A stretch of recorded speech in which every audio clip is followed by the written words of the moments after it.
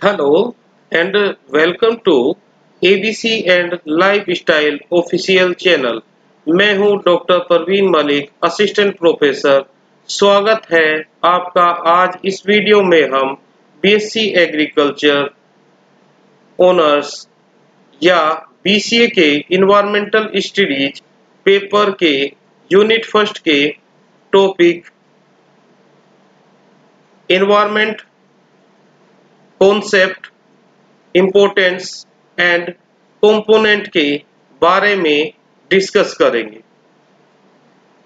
Discuss करने से पहले एक बार हम अपना सिलेबस देख लेते हैं। देखो, ये हमारा सिलेबस है इन्वायरमेंटल स्टडीज का। ये वाला जो इन्वायरमेंटल स्टडीज है ये बीसीए में भी पढ़ा जाता है और एग्रीकल्चर में भी पढ़ा जाता है। बीसीए में ये हमारा फर्स्ट ईयर फर्स्ट सेम में पढ़ा जाता है। चलो कोर्स के बारे में बात कर लेते हैं। देखो यहाँ पे क्या है, ये 100 मार्क्स का है टोटल पेपर जो है 100 मार्क्स का है, ठीक है। और इसका एग्जाम की जो ड्यूरेशन है वो 2 आवर्स है। देखो सबसे पहले इसमें लिखा हुआ है कि लर्निंग ऑब्जेक्टिव क्या है, लर्निंग आउटकम क्या है। अच्छा, इसको एक्सप्लेन करते हैं। देखो ये क्या कह रहा है कि लर्निंग ऑब्जेक्टिव यानी कि हम कह सकते हैं सीखने के उद्देश्य। यह कोर्स छात्र समुदाय और समाज के पर्यावरण समर्थक रवैया और एक व्यवहारिक पैटर्न बनाने का प्रयास करता है, जो संलग्न करता है विभिन्न पर्यावरणीय मुद्दों पर सतत जीवन शैली और जागरूकता पैदा करने का महत्व और प्राथमिकता। ये इसका मतलब हो गया। अब इसका मतलब क्या है कि लर्निंग आउटकम, सीखने के परिणाम क्या मिलेंगे आपको। इसमें कहा कि यह कोर्स से ज्ञान, कौशल, महत्वपूर्ण सोच और समस्या के माध्यम से पर्यावरण के विभिन्न आयामों पर एक महत्वपूर्ण सोच विकसित करने की उम्मीद है। ये इसका मतलब हो गया। अब देखो इसमें क्या है, यूनिट फर्स्ट में हमारा क्या पॉइंट दिया है। यूनिट फर्स्ट में इसने एक टॉपिक का नाम दिया कि अंडरस्टैंडिंग द इन्वायरमेंट, यानी कि पर्यावरण को समझना। ये इसमें इसके कुछ पॉइंट है, जैसे 1.2 पे 1.1 पे आपका इन्वायरमेंट आता है। इन्वायरमेंट के अंदर आपको कॉन्सेप्ट, इम्पोर्टेंस एंड कंपोनेंट्स। इसका मतलब ये है कि पर्यावरण अवधारणा, महत्व और घटक क्या होंगे इसके। ऐसे ही यूनिट टू में हमारा दिया है कि natural resources and environment pollution, यानी कि प्राकृतिक संसाधन और पर्यावरण प्रदूषण, इसके बारे में हमें पढ़ना है। फिर तीसरी यूनिट में कहा इसने कि biodiversity and issue in environment, यानी कि पर्यावरण में जैव विविधता और मुद्दे क्या क्या होंगे। अब हमारा इसका यूनिट 4 में इसने कहा कि इंट्रोडक्शन टू इन्वायरमेंट, यानी कि पर्यावरण का परिचय देना है। अब हमारा यूनिट 5 देखेंगे हम।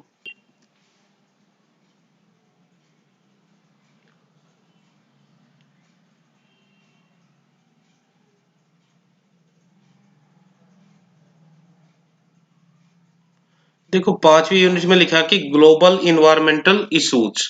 इसका मतलब ये है कि वैश्विक पर्यावरणीय मुद्दे कौन कौन से होंगे। और 6ठी यूनिट में इसने दिया है कि इन्वायरमेंटल लॉ एंड पॉलिसी। इसमें आपको पता करना है कि पर्यावरण कानून और नीति कौन कौन सी होगी। उसके बाद 7वीं यूनिट हमारी कह रही है कि इन्वायरमेंटल प्रोटोकॉल्स एंड मूवमेंट, यानी कि इसका मतलब ये हो गया पर्यावरण प्रोटोकॉल और आंदोलन। इसके बारे में हमें डिस्क्राइब करना है, पता करना है क्या क्या होते हैं। अब देखो ये कुछ सजेस्ट रीडिंग बुक हमें की है, जिसके अंदर हम इन्वायरमेंट वो अच्छे से मतलब डिस्कस कर पढ़ सकते हैं आराम से इन बुकों के द्वारा। ठीक है, हेल्प ले सकते हैं पढ़ने में। अब ये कुछ स्कीम एग्जामिनेशन कहा है, इसने कहा कि the paper shall consist of 100 objective question of 100 marks. There are 7 unit in the syllabus paper setter have to be taken at latest 10 question from each unit. इसका मतलब ये है कि स्कीम ऑफ एग्जामिनेशन, इसका मतलब तो ये हो गया कि परीक्षा की योजना क्या है। इसने कहा जो पेपर में 100 अंकों के 100 ऑब्जेक्टिव क्वेश्चन होंगे। पाठ्यक्रम में फिर इसने कहा कि 7वीं इकाई है। पेपर सेट को कम से कम 10% लेने होते हैं। कहां से? प्रत्येक यूनिट से। ये इसका मतलब हो गया। चलो ठीक है, अब हम चलते हैं अपने टॉपिक की तरफ। हमारा टॉपिक है इन्वायरमेंट। इन्वायरमेंट के अंदर में कॉन्सेप्ट और इम्पोर्टेंस और कंपोनेंट के बारे में पढ़ना है। चलो स्टार्ट करते हैं टॉपिक को।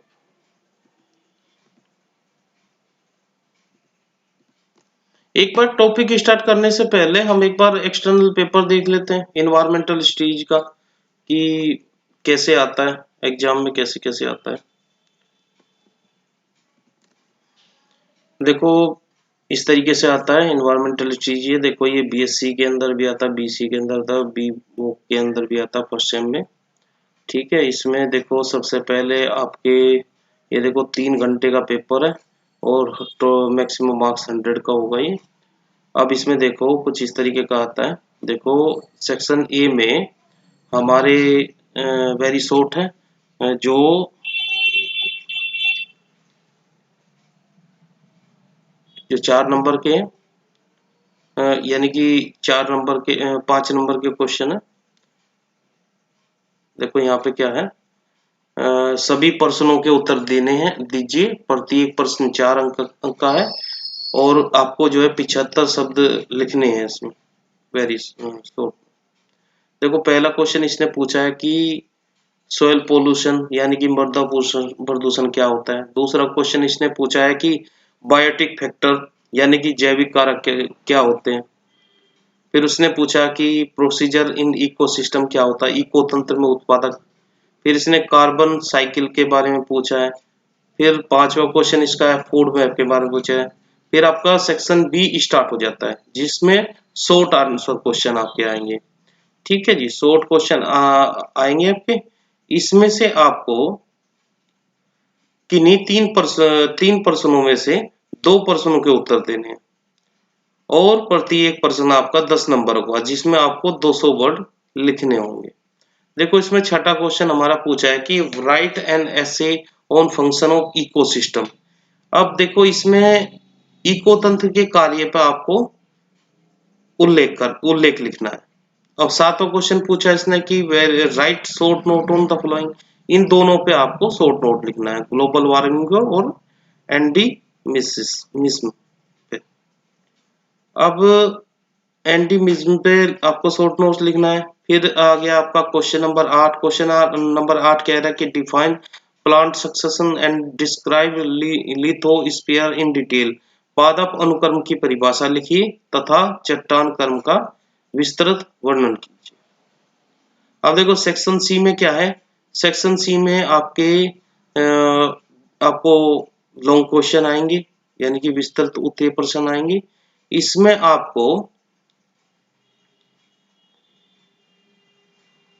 आपको 5 प्रश्नों में से किन्हीं 3 प्रश्नों का उत्तर देना है।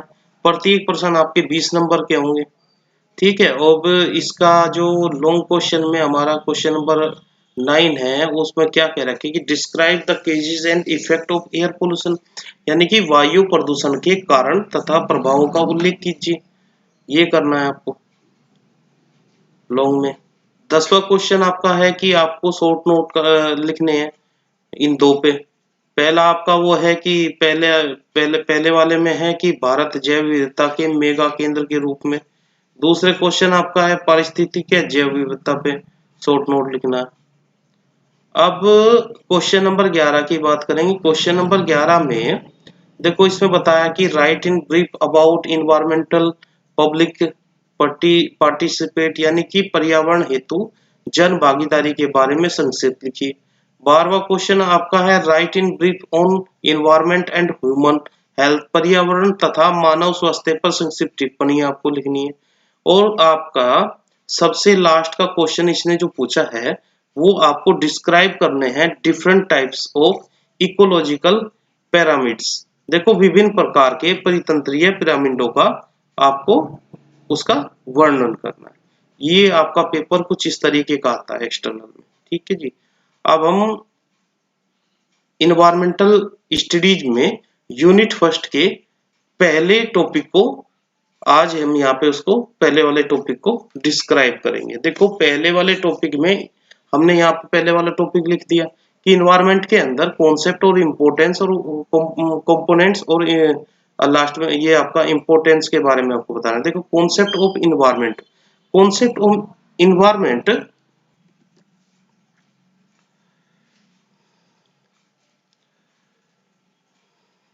कॉन्सेप्ट ऑफ इन्वायरमेंट को ड्राइव्ड किया गया फ्रेंच लैंग्वेज से। फ्रेंच लैंग्वेज में एक वर्ड है इन्वायरन जिसका मीन्स है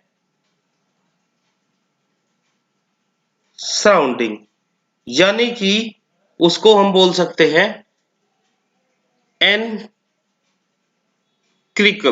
ठीक है। अब हम इसमें एक और बात पता लगेंगे, जो कॉन्सेप्ट ऑफ इन्वायरमेंट है इसका लिटरली मीनिंग होता है इन्वायरमेंटल एजुकेशन, जो किससे जुड़ा रहता है, इन्वायरमेंट से। देखो एजुकेशन की अगर हम डेफिनेशन की बात करें तो system of imparting knowledge and information. देखो इसका मतलब क्या है कि जब हम किसी भी नॉलेज या इंफॉर्मेशन प्रोवाइड करते हैं उसको हम एजुकेशन कहते हैं। अब देखो मैंने नोट में लिखा कि व्हाट इज सराउंडिंग, सराउंडिंग क्या होती है, सराउंडिंग क्या होती है, इज ऑफ ए ऑर्गेनिज्म। इसका मतलब ये है कि ऑर्गेनिज्म में हमारे दो टाइप के ऑर्गेनिज्म होते हैं, एक लिविंग होता है, एक नॉन लिविंग होता है, ठीक है जी। अब इसमें क्या है, देखो एजुकेशन के बारे में हम थोड़ा सा बात करते हैं। देखो एजुकेशन में हमने 2 पॉइंट आपको बताने हैं।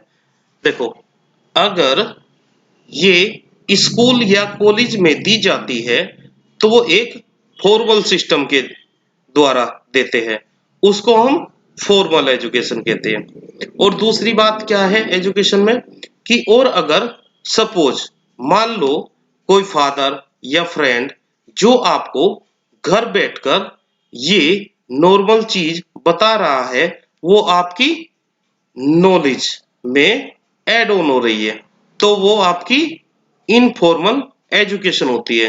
देखो 2 तरह की एजुकेशन बताई मैंने अभी अलग से, कि एक फॉर्मल एजुकेशन होती है और एक आपकी इनफॉर्मल एजुकेशन होती है, ठीक है। अब हम चलते हैं इसकी डेफिनेशन की तरफ। देखो डेफिनेशन क्या है, in simple word can say that everything which surrounds us as called environment.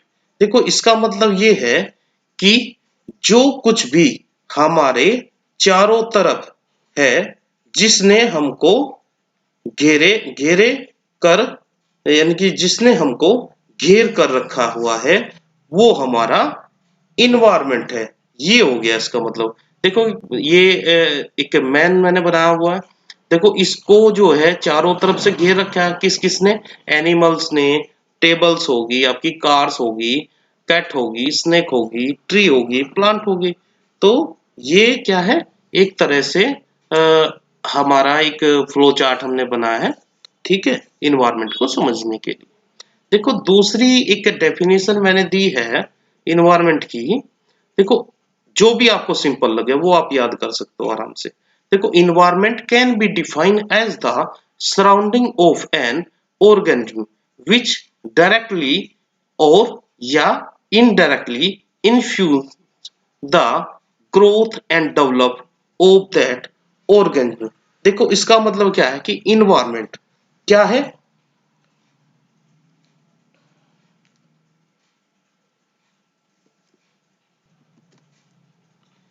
कि डायरेक्टली या इनडायरेक्टली जो है किसी भी ऑर्गेनिज्म की ग्रोथ और डेवलपमेंट को इन्फ्लुएंस का मतलब है कि प्रभाव करती है, उस सराउंडिंग को हम क्या कहते हैं? इन्वायरमेंट कहते हैं। ये तो हो गया ये वाला डेफिनेशन। एक तीसरी डेफिनेशन और मैंने दी है। तीसरी डेफिनेशन मैंने दी है कि environment consist of an inseparable whole system constituted by physical, chemical, biological, social and cultural elements which are interlinked individually and collectively in myriad way। देखो इसका मतलब ये है कि और में आ गया ये, और दूसरी डेफिनेशन में आ गया ये। देखो इन्वायरमेंट जो बना होता है ब्रॉडली, समझते हो आप, बड़े पैमाने पर जो है वो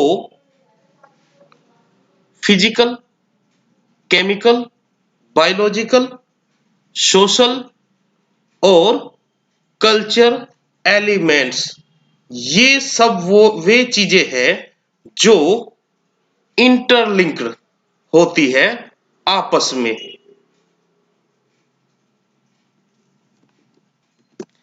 और ये सारे मिलके इन्वायरमेंट बनाते हैं। ये हो गया इसका मतलब। एक और डेफिनेशन है, आप कहोगे कि हाँ सर ने सारी डेफिनेशन ही इसमें बता दी आप लोगों को। मैं कहता हूँ जो अच्छी लगे उसको आप रीड कर सकते हो। देखो एक डेफिनेशन ये दी कि according to environmental protection act 1986 में उसने क्या कहा, इस वाली डेफिनेशन की कि the sum of total of water, air, land and their interrelationship that exist among them and with the human beings, other living organisms and materials, that is called environment। देखो इसका मतलब क्या है? इसका मतलब ये है कि जो इसका मतलब ये है वाटर, एयर और लैंड के कुल योग और उनके बीच और मनुष्य अन्य जीवित यानी कि लिविंग ऑर्गेनिज्म और सामग्रियों के साथ मौजूद उनके रिलेशनशिप का योग ही हमारा इन्वायरमेंट कहलाता है। ये डेफिनेशन होगी। आइए चलते हैं अपने नेक्स्ट पेज की तरफ। नेक्स्ट पेज में मैंने आपको फ्लो चार्ट दिखाया है। फ्लो चार्ट में हमारा क्लासिफिकेशन ऑफ इन्वायरमेंट का है। इन्वायरमेंट हमारा तीन तरह का होता है, एक फिजिकल इन्वायरमेंट होता है, एक बायोलॉजिकल इन्वायरमेंट होता है और एक हमारा कल्चर इन्वायरमेंट होता है। देखो फिजिकल इन्वायरमेंट के अंदर हमारे एटमॉस्फेयर, हाइड्रोस्फीयर और लिथोस्फीयर आते हैं। देखो एटमॉस्फेयर क्या होता है? एटमॉस्फेयर में गैसेस वाला हिस्सा आता है जैसे एयर, और हाइड्रोस्फीयर में वाटर वाला, और लिथोस्फीयर में सॉलिड पार्ट जैसे लैंड आ गई। ठीक है, लैंड आ जाती जैसे लैंड आ गई। ठीक है, अब बायोलॉजिकल इन्वायरमेंट। बायोलॉजिकल इन्वायरमेंट में फ्लोरा, फौना, माइक्रोबिया। देखो फ्लोरा ग्रुप ऑफ प्लांट, ठीक है, फ्लोरा होगा हमारा, और फौना को क्या कहेंगे? ग्रुप ऑफ एनिमल, और माइक्रोबिया में क्या आएंगे? माइक्रो ऑर्गेनिज्म आते हैं। और ये कल्चर इन्वायरमेंट सभी को पता है इसके अंदर क्या क्या आते हैं। इसके अंदर आपका सोसाइटी, इकोनॉमी, पॉलिटिक, ये सब आते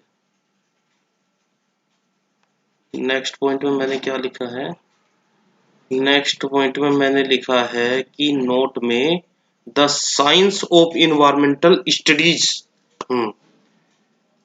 क्या है, is a multi disciplinary science. क्यों? क्योंकि it compress various branch of studies like, क्योंकि इसमें जो है बहुत सारी ब्रांच होती है अध्ययन करने के लिए, जैसे केमिस्ट्री हो गया आपका, फिजिक्स में हो गया, मेडिकल साइंस में हो गया, लाइफ साइंस में हो गया, एग्रीकल्चर में हो गया, और जी आपका पब्लिक हेल्थ में हो गया, सैनिटरी इंजीनियरिंग में हो गया, और बहुत सारी स्टडीज होती है, यानी कि उसकी बहुत सारी ब्रांच होती है। और ये सब क्या है, एक साइंस ऑफ इन्वायरमेंटल स्टडीज के अंदर आता है। ये आप एग्जाम्पल में दे सकते हो। अब हमारी बात आई जो हमारे टॉपिक में जो सबसे पहले था, क्या टॉपिक में जो था वो कॉन्सेप्ट के बारे में हमारी बात होगी सबसे पहले जितना होना था। अब हम बात करेंगे इम्पोर्टेंस की। किसकी? इम्पोर्टेंस ऑफ इन्वायरमेंटल स्टडीज की, या साइंस भी बोल सकते हैं इसको। देखो इसके अंदर सबसे पहले हमारा कई कई प्रकार की इम्पोर्टेंस, यानी कि बहुत सारे जो है इम्पोर्टेंस हैं। जैसे अवेयरनेस की हम बात कर लेते हैं, इसके पहले पॉइंट की अवेयरनेस की बात करते हैं। देखो अवेयरनेस क्या होता है, पहले तो बात इम्पोर्टेंस समझ तो, यानी कि महत्व, इन्वायरमेंटल स्टडीज में क्या महत्व है इसका, या इन्वायरमेंटल साइंस में क्या महत्व है इसका। इसका सबसे पहला इसमें सबसे पहली इम्पोर्टेंस है इसकी अवेयरनेस की। देखो अवेयरनेस फैलाता है, अवेयरनेस फैलाने में मदद हो, अवेयरनेस फैलाने में जो है मदद होती है। जैसे इसमें एग्जांपल को कह लेंगे, जैसे इंडस्ट्रियल ग्रोथ हो रही है, अर्बनाइजेशन यानी कि शहरीकरण हो रहा है। तीसरा क्या है, टेलीकम्युनिकेशन, यानी कि आप कह सकते हो एग्जांपल में जैसे 5G 6G जो है वो बढ़ रहा है, ट्रांसपोर्ट हो रहा है, तो इसका इम्पैक्ट क्या गिर रहा है इन्वायरमेंट में, ये सारी चीजें आपको समझने को मिलेगी।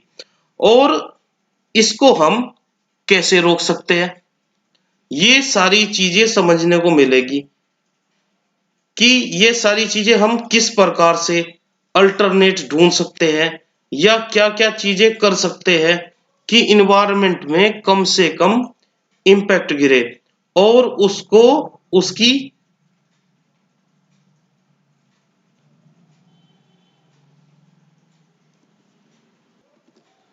स्टूडेंट जो है अवेयरनेस सारा कौन फैलाता है, इन्वायरमेंटल स्टडीज या इन्वायरमेंटल साइंस। ये बहुत अच्छा पॉइंट है अवेयरनेस का, इंपॉर्टेंस है इसकी। अब दूसरा हमारा आया इंपॉर्टेंस में इन्वायरमेंटल स्टडीज की। देखो इन्वायरमेंटल स्टडीज में मैंने क्या लिखा है कि aware about various international environment problem. जैसे मैं आपको समझाता हूं इन्वायरमेंटलिस्ट में, जैसे समझाता हूं, जैसे ओजोन डिप्लीकेशन जितना ज्यादा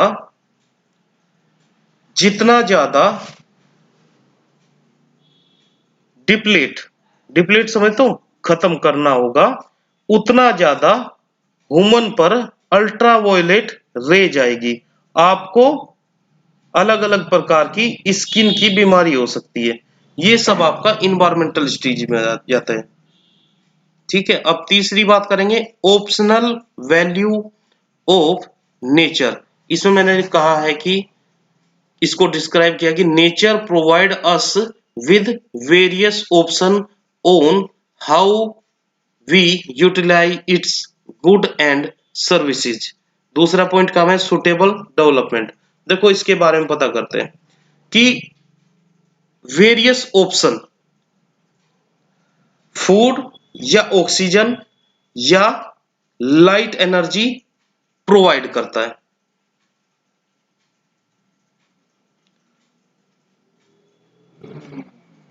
ठीक है, ये हो गया इसके बारे में, ऑप्शन वैल्यू के बारे में।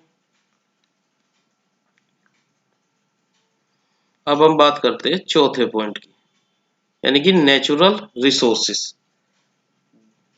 इसमें देखो जितने भी हम नेचुरल रिसोर्सेस यूज कर रहे हैं जैसे water, air, soil, mineral, oils, food, इन सब की क्या होती है, एक स्कैर्सिटी होती है, यानी कि कमी की समस्या हो रही है।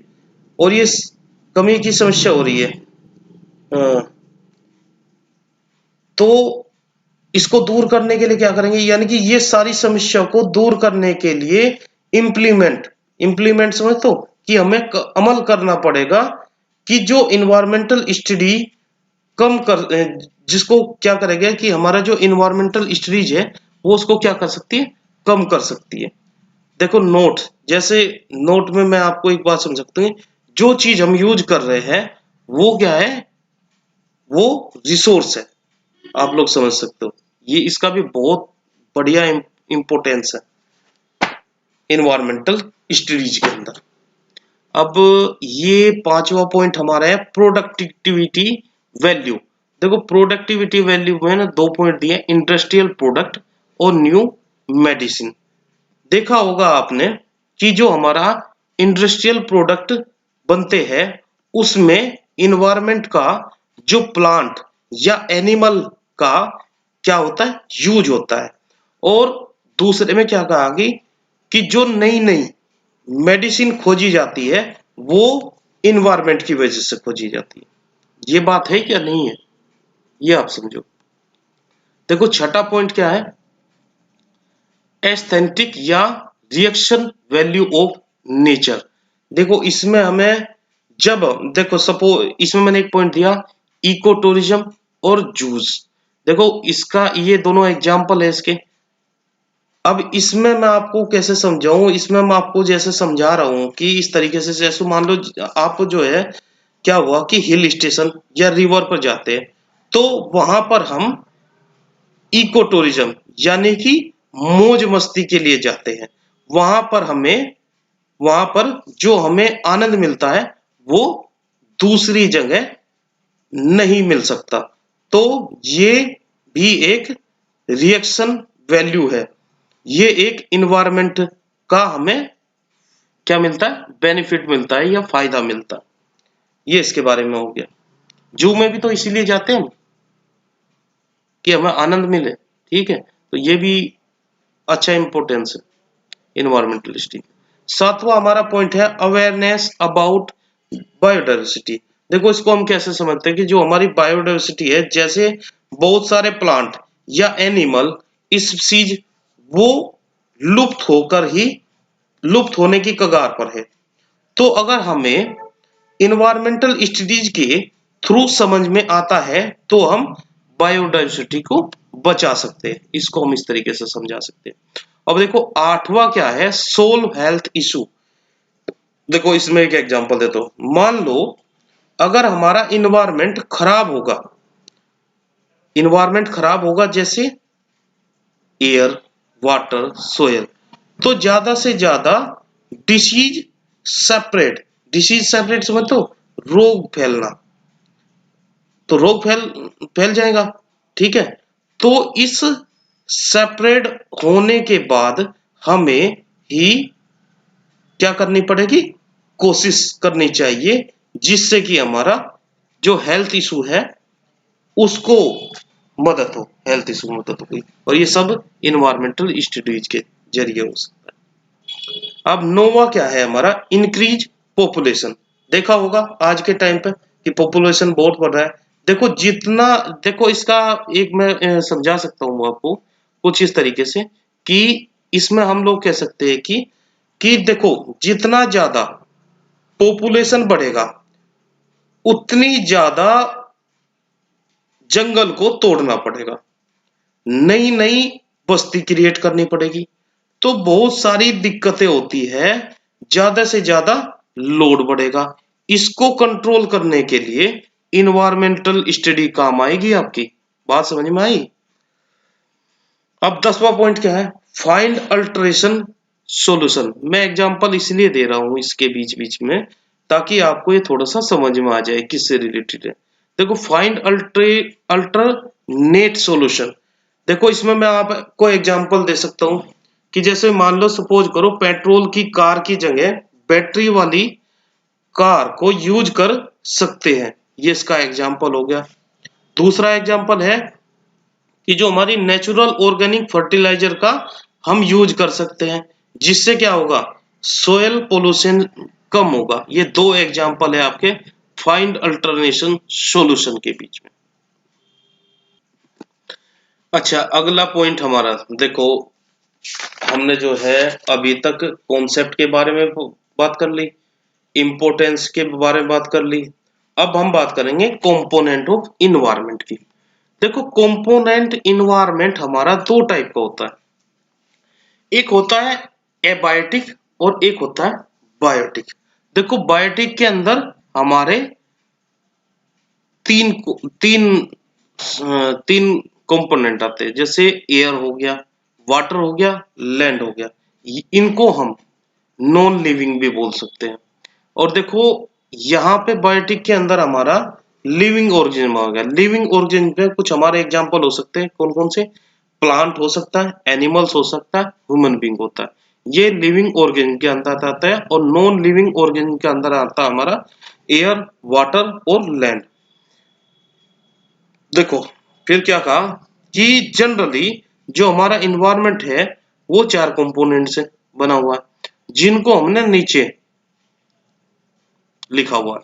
सबसे पहला हमारा एटमॉस्फेयर, जिसके अंदर एयर आती है, एयर भी बोल सकते हैं।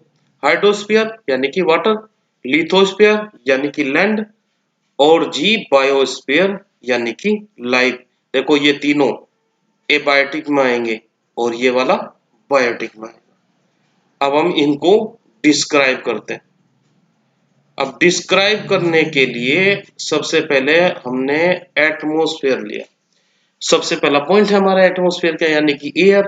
देखो, इसमें मैंने लिखा कि atmosphere is composed of nitrogen, oxygen and other gases, और या कह सकते हैं it is the air that is all around the earth. देखो, इसका मतलब ये है कि देखो, अर्थ के चारों तरफ जो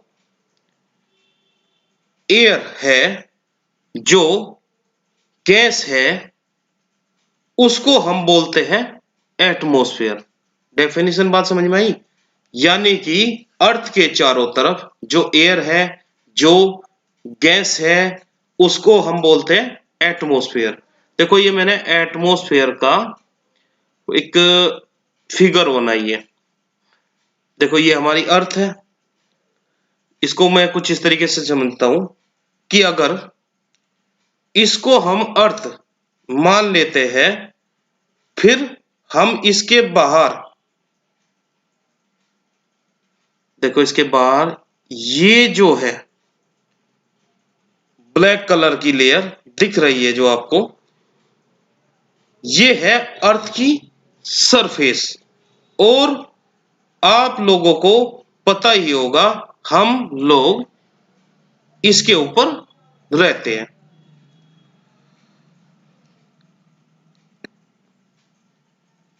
और देखो, और यहां यहां पर बिल्कुल ब्लैक जो है, यहां पर यहां पर वहां से लेकर पूरा ऊपर जितना आपको ब्लू दिख रहा है, वो सारा हमारा एटमॉस्फेयर है। ये कुछ इस तरीके से इसको डिफाइन कर सकते हैं, इस वाली फिगर को। ठीक है, नेक्स्ट चलते हैं। ये हमारी टेबल है। देखो, कुछ 5 तरह की मैंने इसमें सीरियल नंबर दिए हुए, जैसे गैसेस और परसेंटेज। 5 तरह की, जैसे N2 को हम बोलेंगे नाइट्रोजन। इसकी परसेंटेज कितनी होती है? 78.08% लगभग। और O2 यानी कि ऑक्सीजन, इसकी होगी 20.95% परसेंटेज। AR, इसको हम आर्गन बोलेंगे। इसकी परसेंटेज कितनी होती है? 0.93% होगी। अब यहाँ पे H2 को हम वाटर बोलते हैं। इसकी परसेंटेज लगभग 0 से 4% होगी। और CO2 को हम बोलेंगे कार्बन डाइऑक्साइड, और इसकी परसेंटेज लगभग कितनी होगी 0.0325। ये भी अच्छी टेबल है, याद करने लायक है, आ जाता है एग्जाम में।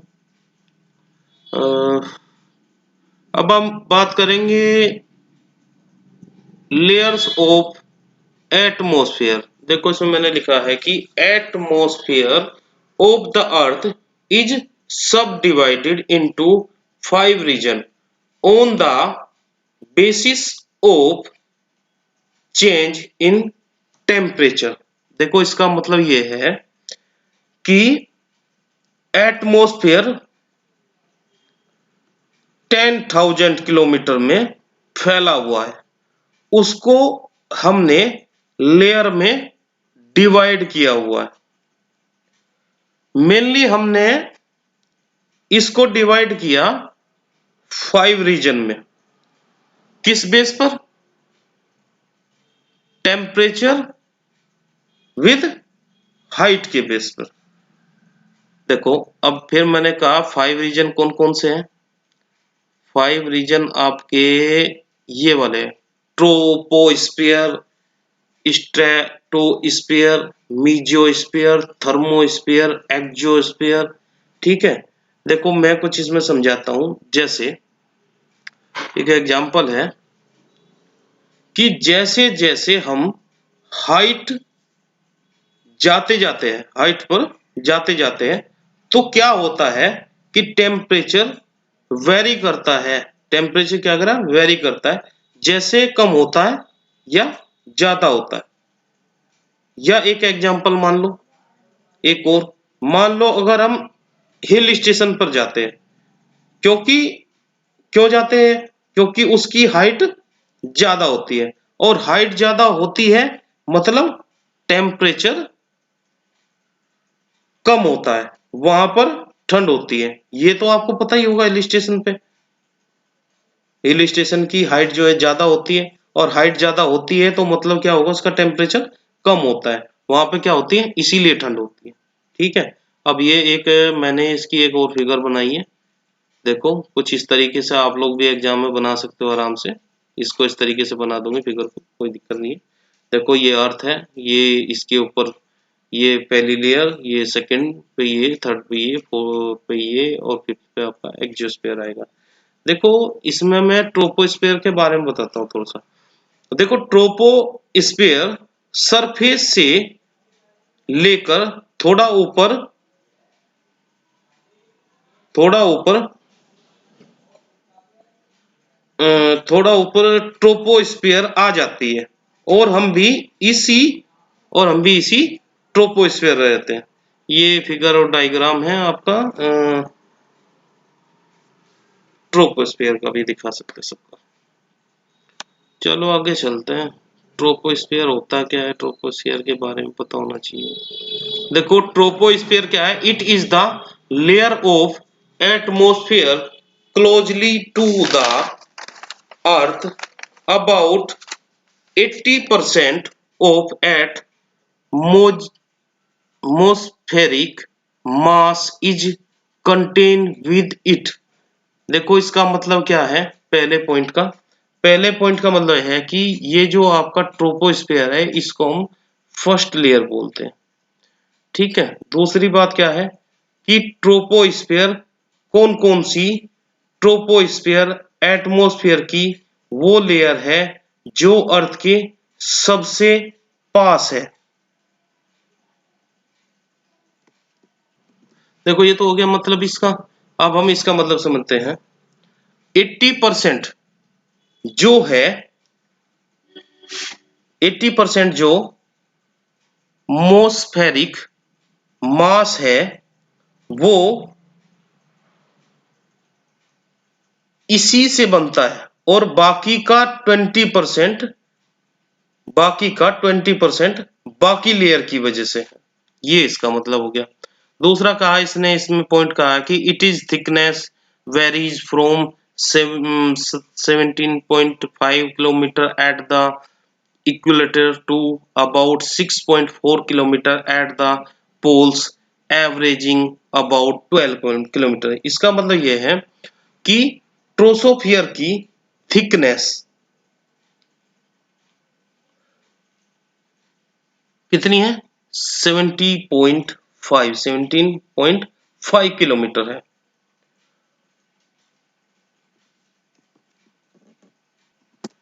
और देखो यहां पे क्या है, और जो 6.4 किलोमीटर वो है, वो इक्वेटर पर है, यानी कि भू मध्य रेखा पर है। और पोल्स में और पोल्स में 12 किलोमीटर बोल सकते हैं। ये इसका मतलब हो गया। अब तीसरा पॉइंट लिख रहा है कि the region is significant for the living system as well the organism live in it. इसका मतलब ये है कि सारे ऑर्गेनिज्म इसी ट्रोपोस्फियर पर रहते हैं। नेक्स्ट पॉइंट हमारा है most of the clouds and the weather system also occur in it. इसका मतलब यह है कि जैसे हमारे क्लाउड समझते हो, बादलों का बनना, बारिश का होना, ये सब कुछ इसी लेयर पे होता है। कौन सी लेयर पे होगा भाई? ट्रोपोस्फियर पे, यानी कि फर्स्ट लेयर पे होता है। कभी भी आपको याद आए कि अगर बादलों का बनना हो रहा हो, बारिशों का होना हो रहा हो, ये सब कुछ आप लोग समझते हैं कि भाई ट्रोपोस्फियर पर है, फर्स्ट लेयर पे। अब लास्ट पॉइंट हमारा, the temperature generally decrease with altitude at a rate of -6.5 degree centigrade per kilometre. देखो इसका मतलब ये है, डिक्रीज तो आप लोग समझते हो घटना, यानी कि घटना। देखो मान लो अगर आप 1 किलोमीटर ऊपर जाएंगे तो -6.5 डिग्री सेंटीग्रेड का डिक्रीज डिक्रीज होगा टेम्परेचर पर। तो वो क्या हो जाएगा? डिक्रीज का मतलब ये होता है कि घट जाता है। तो ये घट ही तो रहा है यहाँ पे। अब हम बात करते हैं सेकंड लेयर की। सेकंड लेयर हमारी कौन सी है? स्ट्रेटोस्फीयर, यानी कि इसमें मैंने कुछ पॉइंट लिख रखे हैं कि it lies above the troposphere and stretch to above 50 kilometer. It is characterized by an increase of temperature with altitude. देखो इसका मतलब ये है कि स्ट्रेटोस्फीयर जो है वो ट्रोपोस्फीयर के ऊपर आती है और 50 किलोमीटर तक स्ट्रेचेस समझ तो फैला है, यानी कि 50 किलोमीटर तक स्ट्रेचेज है। अब फिर आगे इसमें कहा कि स्ट्रेटोस्फीयर में टेम्परेचर इंक्रीज, यानी कि बढ़ना, टेम्परेचर इंक्रीज करता है ऊपर जाने पर। ये इसका मतलब हो गया, ऊपर जाने पर टेम्परेचर इंक्रीज करता है। अब बात करते हैं इसकी नेक्स्ट पॉइंट की। Almost all the atmospheric ozone को हम लिख सकते हैं O3 is present in the layer of atmosphere. देखो इसका मतलब ये है कि लगभग ओजोन सभी स्ट्रेटोस्फीयर में प्रेजेंट होती है। अब हम लोग देखते हैं कि इसके बारे में क्या है। Ozone absorbs most of the harmful ultraviolet ray from the sun. Increase in temperature with altitude in the stratosphere is due to the absorbed solar radiation. देखो इसका मतलब यह है कि यहाँ पर ओजोन सोलर रेडिएशन को ट्रैप कर रही है, उसकी वजह से टेम्परेचर इंक्रीज होता है स्ट्रेटोस्फीयर में। ये इसका मतलब हो गया। अब चलते हैं हम नेक्स्ट पॉइंट की तरफ।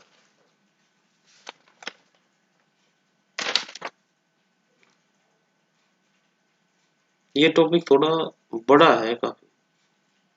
अब आगे हम नेक्स्ट पॉइंट की तरफ। Ozone concentration generally greatest near 25 kilometre above the earth surface.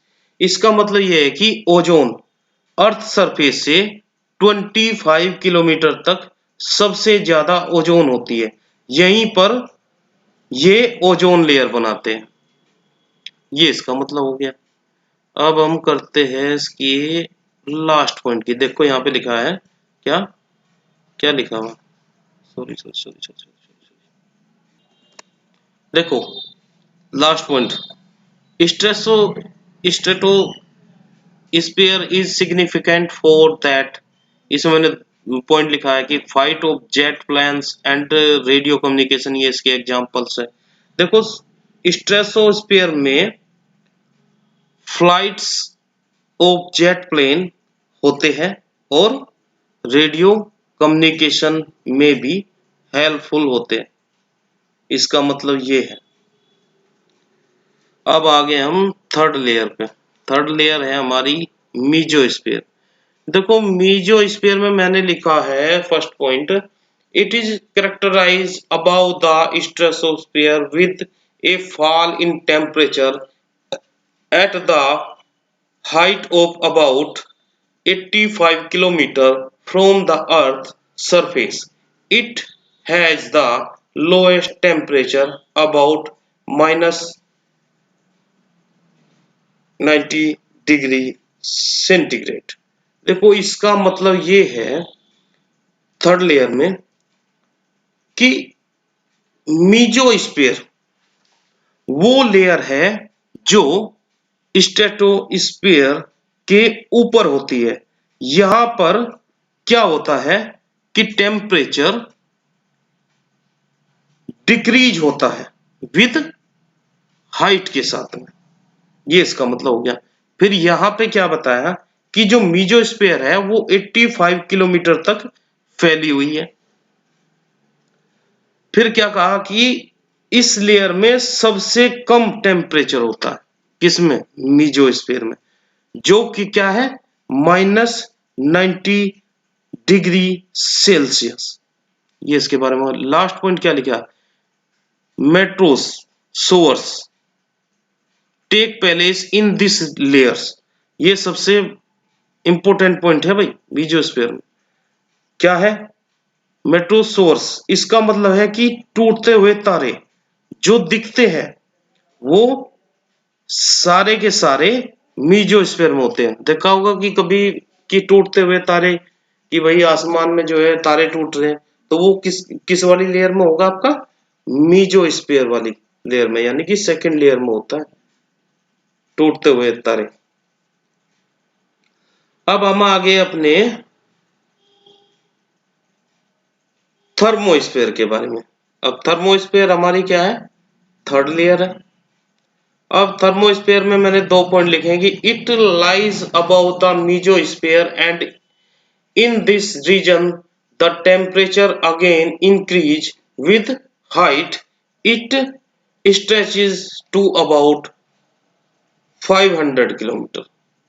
इसका मतलब ये है थर्ड लेयर में वो लेयर है जो मीजोस्फीयर के ऊपर होती है। यहां पर टेम्परेचर क्या होगा, इंक्रीज होगा, याद करना सबको। फिर मैं कहता हूं यहां पर कि ये 500 किलोमीटर तक फैला हुआ है। कितने किलोमीटर तक फैला हुआ है, 500 किलोमीटर तक। अब इसका लास्ट पॉइंट क्या है, द इंटरनेशनल स्पेस स्टेशन, इसको शॉर्ट में हम बोल सकते हैं ISS, ठीक है, orbit is in this layer. ये भी इंपॉर्टेंट है। देखा होगा आपने इंटरनेशनल स्पेस स्टेशन, ये एक, इसको समझते हैं, ISS को समझते हैं, ये एक स्पेस स्टेशन है जो हमारे थर्मोस्फीयर में होता है और अर्थ के चक्कर खाता रहता है। ठीक है, कभी नहीं पता हो इसके बारे में तो पता करना चाहिए ISS होता है क्या। ISS क्या होता है, दोबारा से बता देता हूँ। ISS एक स्पेस स्टेशन होता है जो हमारे थर्मोस्फीयर में होता है और अर्थ के चक्कर खाता रहता है। अब आ गया हमारा 5, एक्सोस्फीयर। एक्सोस्फीयर में मैंने लिखा है कि the region about about 500 kilometre is known as exosphere. देखो इसका मतलब ये है कि इस वाली लेयर में क्या है, इस वाली लेयर में ये है कि 500 किलोमीटर से लेकर ऊपर जितनी भी लेयर होगी उसको हम एक्सोस्फीयर ही बोलेंगे या एक्सोस्फीयर ही कहेंगे। दूसरा पॉइंट कहा कि it contains mainly oxygen and hydrogen atoms. इसका मतलब यहाँ पर यह है कि यहाँ पर मेनली ऑक्सीजन एंड हाइड्रोजन के एटम्स ही पाए जाते हैं। कहाँ? एक्सोस्फीयर में। फिर अगला एक और पॉइंट मैंने लिखा, many satellite orbit the earth is earth in this layer. देखो इसका मतलब यह है कि जो हमारा ऑर्बिट समझते हो आप लोग, यानी बहुत सारे सैटेलाइट ऑर्बिट समझते हो, परिक्रमा कहाँ करेंगे, परिक्रमा अर्थ पे, इसकी लेयर पे। ठीक है, इसकी कौन से वाली लेयर थी आपकी अभी, एक्सोस्फीयर की, यानी कि सैटेलाइट की ऑर्बिट करते, परिक्रमा कर लेते। ये भाई एक फिगर है। फिगर क्या है, कह लो कि फ्लो चार्ट है भाई। मैं थोड़ा छोटा कर लेता हूँ इसको भी, इसको आप बना सकते हो इस तरीके से। ठीक है, इस तरीके से ये मतलब जो जितनी भी एक्टिविटीज अभी पीछे हुई है आप लोगों की, आप इस फिगर के जरिए इसको दर्शा सकते हो। और इसको दर्शाना किस तरीके से, जैसे अभी मैंने छोटा छोटा इसमें बता रहा हूँ आपको, ये आपकी अर्थ है मान लो, ये ट्रोपोस्फियर है। ट्रोपोस्फियर में हमारा टेम्परेचर क्या होता है, डिक्रीज होगा। यहाँ पे क्या होता है, स्ट्रेटोस्फियर में इंक्रीज होगा, और मीजोस्फियर में फिर डिक्रीज हो जाएगा, और थर्मोस्फियर पे इंक्रीज होता है। एक्सोस्फियर इंक्रीज, यानी कि ये सारी चीजें जो है हमारे टेम्परेचर दर्शा रही है जो मैंने दिखा। और ये कितने किलोमीटर पे, वो मैंने आपको सब दिखा दी, यानी कि कितनी कितनी हाइट पे है। ये सब लगभग है। और इसमें आपका एक्सोस्फीयर में जैसे सैटेलाइट्स आएंगे, और थर्मोस्फीयर में आईएसएस ऑर्बिट आ जाएगा, मीजोस्फीयर में मेट्रोसोवर्स आ जाएंगे, इंक्रीजेस इसमें जो स्ट्रेटोस्फीयर है इसमें जेट प्लान्स, रेडियो कम्युनिकेशन, ये सब चीजें आ जाएंगी। और ट्रोपोस्फीयर में आपके क्लाउड एंड वेदर सिस्टम, यानी ये बादलों का बनना, ये सब क्या है, ये इन सब की एक्टिविटी है। इन लेयर पे ये इस तरह की एक्टिविटी होती है। ठीक है, अब चलते हैं हम नेक्स्ट पेज। अब आ गया हमारा हाइड्रोस्फीयर। हाइड्रोस्फीयर यानी कि वाटर वाला हिस्सा। देखो हाइड्रोस्फीयर को हम हिंदी में कह सकते हैं कि जलमंडल। जलमंडल, अब मैं इसको कुछ इस तरीके से तोड़ के समझाया कि हाइड्रो यानी कि वाटर, स्फीयर यानी कि बाउंड्री, बाउंड्री समझते हो, सीमा, और डोमेन का मतलब यानी कि क्षेत्र। इस तरीके से आपको बताएंगे, यानी कि हाइड्रो का मतलब सर वाटर होता है, और स्फीयर का मतलब बाउंड्री होती है। बाउंड्री कह लो या डोमेन कह लो, यानी कि सीमा कह लो या क्षेत्र कह लो, बात ही की। अब मैंने इसमें डेफिनेशन आपको बताई है। डेफिनेशन क्या है हाइड्रोस्फीयर में, कि the part of earth where water exist that is known as hydrosphere. इसका मतलब यह है कि अर्थ यानी कि पृथ्वी का वह पार्ट जहां जल एग्जिट, एग्जिट समझ तो, विद्यमान करता है, उसे हाइड्रोस्फीयर कहते हैं। फिर मैंने दूसरी एक और डेफिनेशन लिखी कि हाइड्रोस्फीयर का मीन्स है वाटर डोमेन ऑफ द अर्थ। इसका मतलब यह है कि अर्थ का वाटर डोमेन यानी कि जल क्षेत्र ही हाइड्रोस्फीयर कहलाता है। एक और डेफिनेशन, एक और इसमें मैंने बात, एक पॉइंट कहा है कि हाइड्रोस्फीयर कवर्ड अबाउट लगभग 75% ऑफ अर्थ सरफेस। इसका, इस सब का मीन्स क्या है कि the total of earth surface, ये देखो ये मैंने टोटल अर्थ सरफेस ये 75 दिखा। ठीक है, ये हमारा जल वाला हिस्सा।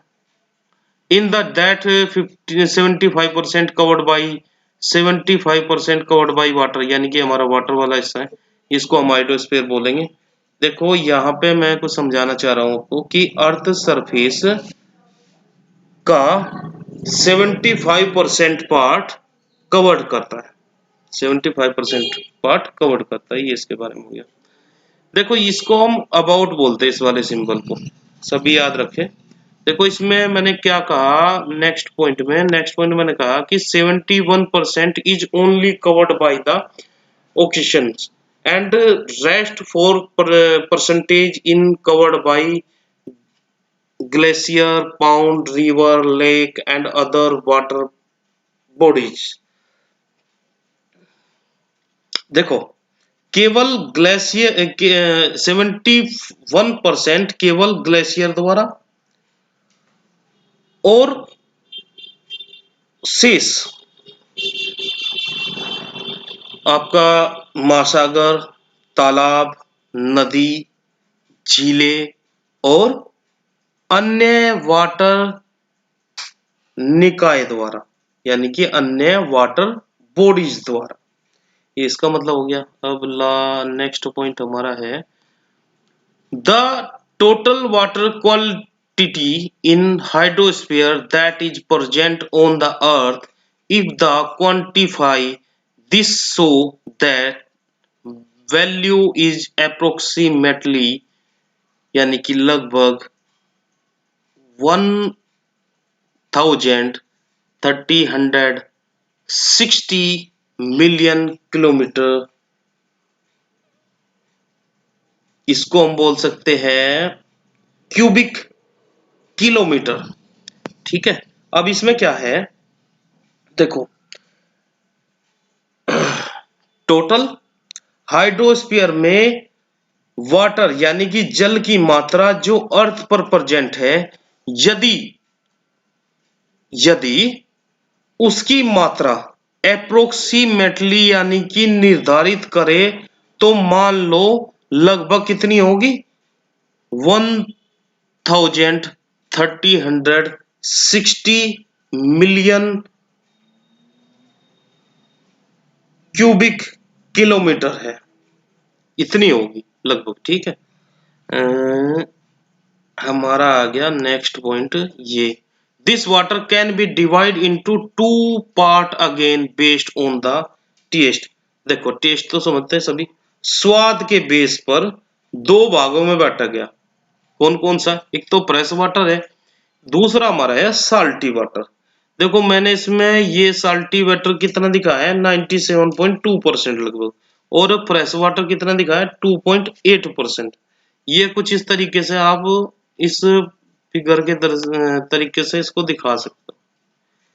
अब आ गया हमारा नेक्स्ट पॉइंट।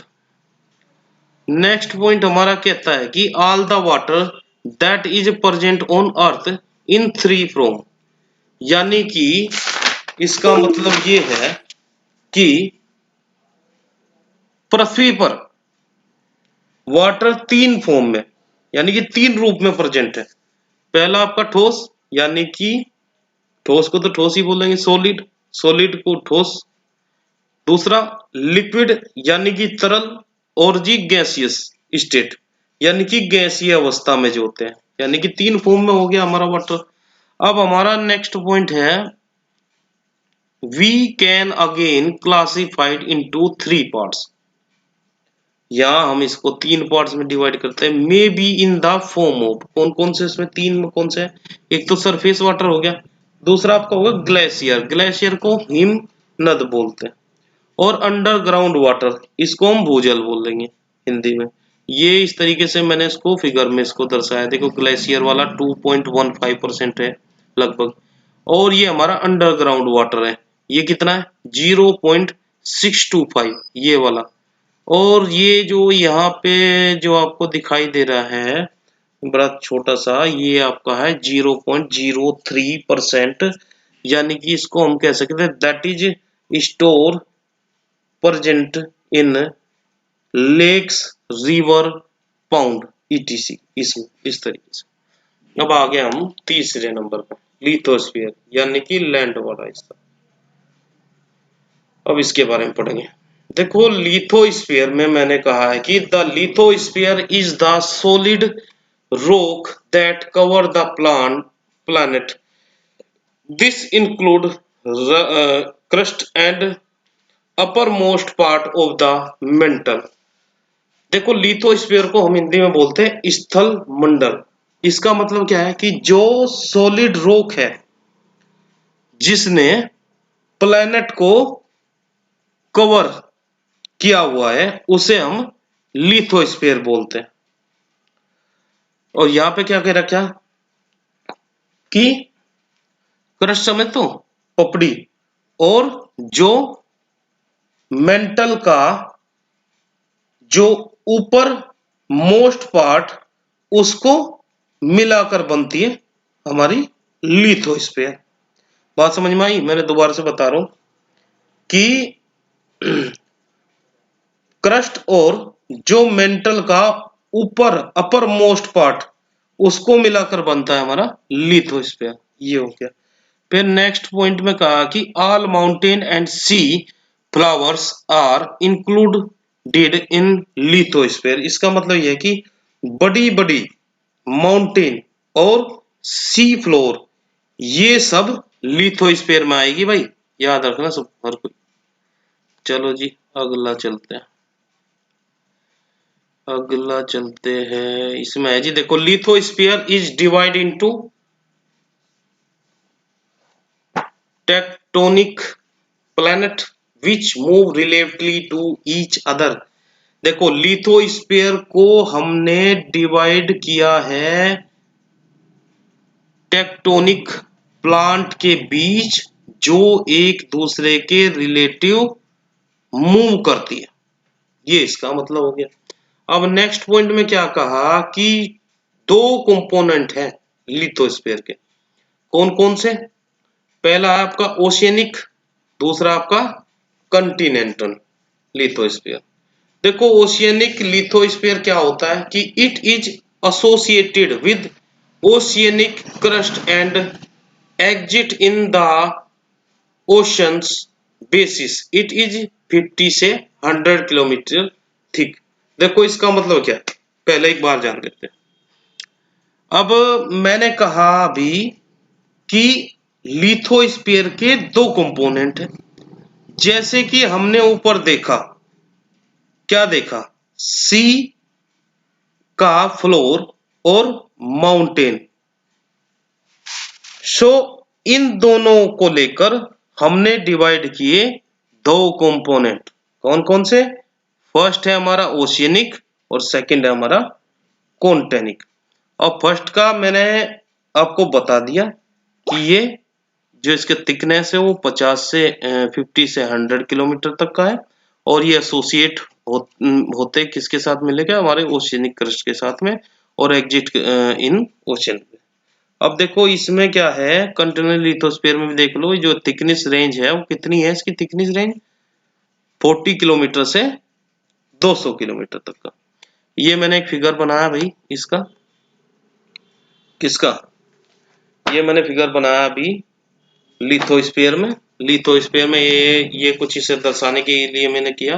देखो यहां से यहां तक का ये आपके अपर मेंटल है, और यहां से लेके यहां तक आपका मेंटल है, और आपका ये आपका लिथोस्फीयर है।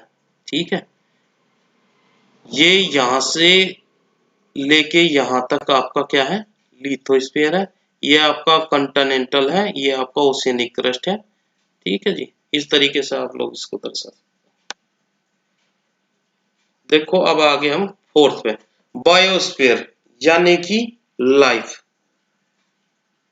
इसमें मैंने लिखा कि बायोस्फीयर इज कॉम्बिनेशन ऑफ, भाई तीन का कॉम्बिनेशन है, एटमॉस्फेयर का और जी लिथोस्फीयर का, और तीसरा हमारा क्या है? हाइड्रोस्फीयर का। यानी कि इन तीनों का कॉम्बिनेशन है भाई बायोस्फीयर। अब चलो नेक्स्ट क्या है भाई, देखो biosphere is present at, biosphere कहाँ प्रेजेंट रहता है? ये भी आपको पता होना चाहिए कि बायोस्फीयर कहाँ प्रेजेंट होता है। बायोस्फीयर आपका प्रेजेंट होता है नॉर्थ पोल्स पे और साउथ पोल पे, यहाँ पे प्रेजेंट रहता है। सॉरी भाई ये थोड़ा सा गलत बता दिया। बायोस्फीयर इज अब्सेंट, बायोस्फीयर कहाँ अब्सेंट रहता है? प्रेजेंट नहीं, सॉरी, अब्सेंट कहाँ रहता है? अब्सेंट रहता है आपका नॉर्थ पोल्स में और आपका साउथ पोल्स में। ये मैंने इसकी फिगर बनाई है। ये मान लो बायोस्फीयर है, यहाँ से लेके यहाँ तक आपका लिथोस्फीयर यानी कि लैंड वाला हिस्सा होगा। ये आपका एटमॉस्फेयर है यानी कि एयर, ये आपके वही बादल वगैरह के कलर के। हाइड्रोस्फीयर यानी कि वाटर वाला हिस्सा इतना होगा, ये आपके प्लांट्स पेड़ पौधे होंगे। अब आ गया इसका the energy required for life in biosphere come from, कहाँ से? Sun and nutrients comes from air water soil. फिर एक पॉइंट मैंने इसमें दिया कि the same source are recycle again and again to continue life. देखो इन सबको हम समझते हैं क्या मतलब है इसका, बहुत सिंपल वे में बताऊंगा मैं आपको। देखो अभी हमने देखा था कि बायोस्फीयर के बीच लाइफ, बायोस्फीयर के बीच लाइफ एग्जिस्ट करेगी और लाइफ को एग्जिट करने के लिए एनर्जी, लाइफ को एग्जिट करने के लिए एनर्जी कहां से मिलेगी? सन में, सन से। और न्यूट्रिएंट्स कहां से मिलेंगे? वो मिलेंगे आपके न्यूट्रिएंट्स कहां से मिलेंगे? वो मिलेंगे आपको एयर से, वाटर से या सोयल से, इससे मिलेंगे। ये इसका मतलब हो गया। अब हमारा सबसे एंड वाला पॉइंट क्या है इसमें कि the extreme range of biosphere is कितनी है? 10 kilometre above sea level, 8 kilometre depth in oceans. देखो इसका मतलब हम ये कह सकते हैं कि जो सी लेवल है, सी लेवल से ऊपर 10 किलोमीटर तक और ओशियन के नीचे 8 किलोमीटर तक लाइफ एग्जिट करती है। ठीक है, आज का हमारा टॉपिक यहीं खत्म होता है। थोड़ी वीडियो आज लंबी बन गई, लेकिन टॉपिक भी ऐसा ही था, बड़ा इंटरेस्टिंग टॉपिक था।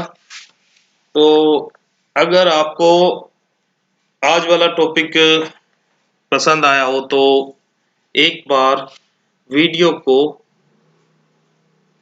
लाइक कर देना और वीडियो पे कमेंट करके बताना कि आपको आज की वीडियो कैसे लगी।